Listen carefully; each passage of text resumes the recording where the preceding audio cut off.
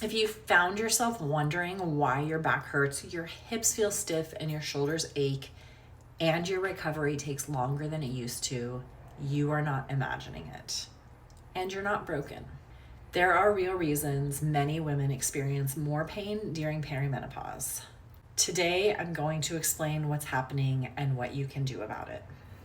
Why does pain increase with perimenopause? There's a lot of reasons that this happens, but some of the main ones are that your hormones are fluctuating. So estrogen is an anti-inflammatory hormone, and as we go into perimenopause, the estrogen starts to decrease, which changes the sensitivity of your pain. It also changes your tendons. Your tendons all have estrogen in them. So if the estrogen goes down, then your tendons can be more sensitive to pain. There's also sleep disruption. We know that in perimenopause, sometimes we'll get a little sleep disruption. Maybe you have a hard time falling asleep. Maybe you wake up at 3 a.m. for no reason. The lack of sleep can change our pain tolerance. If you get less sleep, then you're more sensitive to pain. It also makes you more sensitive to stress as you get less sleep, and your nervous system can get a little bit of heightened sensitivity when you're not getting as much sleep. Muscle loss is also a big one. After the age of 30, 35, we lose up to 10%. It's usually somewhere around 5 to 8% of strength per decade. So 30 to 40, 40 to 50, that's up to 20%. 10 to 20% of strength that you have lost. So strength really is important as we age for a lot of reasons, for the perimenopausal symptoms, the menopausal symptoms, but also for daily function. There's also a cycle that happens where you move less because you have pain, and then that starts the cycle of, I have pain, so I'm not gonna move as much.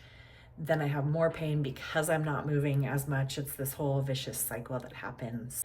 Those are just a few reasons why pain can increase during perimenopause. What women get wrong during this time are a few things. Resting too much. We think, oh, I'm just gonna rest and the pain will subside, which is not gonna happen. It goes back to that vicious cycle of you get pain, you rest, you get weaker, you get more pain, you rest, you get weaker, and it just keeps going. Stretching everything. I see this all the time of the people that are stretching a ton. It's not changing your pain. What you want, instead of just random stretches or instead of just stretching all the time, is you want to add strength to that end range of motion. You want to make sure that you're just not stretching the muscles and then leaving them because they're going to go back to that shortened position. You want to stretch and then strengthen at that end range so that muscle knows how to activate in that new range of motion. Thinking you're old, I hear this all the time. It's just part of aging. It's just part of getting older. And that is not actually the case.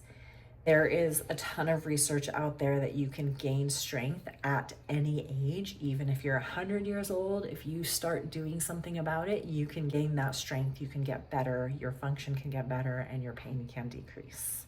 And then giving up on strength training. I see this quite a bit of the pain is making it so women don't want to strength train because they're afraid their back's gonna flare up or it's gonna hurt something. And so they just give up altogether and go towards walking or something different, which walking is great, but we need to have a strength training component in our lives as we get older. Everybody does.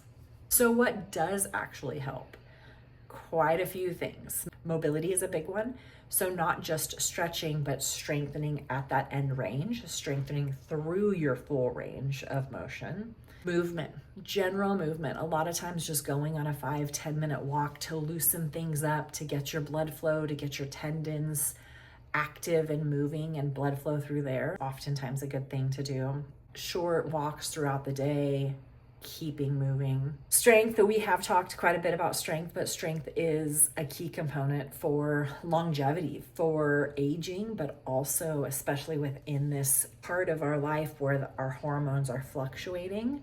Strength really is what's going to help with the pain, help with the function.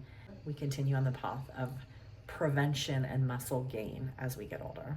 Nervous system regulation, I feel like this is oftentimes forgotten with physical therapists or with movement specialists in general.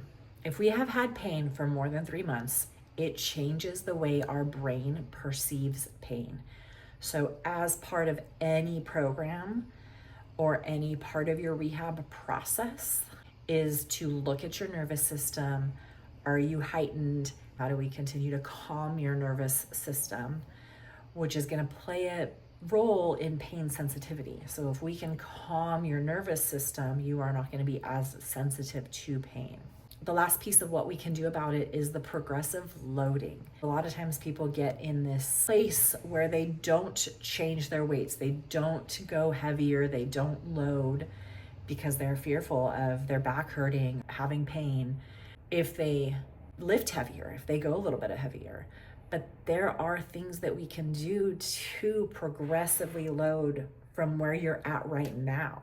Just because everything hurts right now doesn't mean your best adventures are behind you. The right approach can help you reclaim strength, confidence, and an active lifestyle without pain or the fear of pain.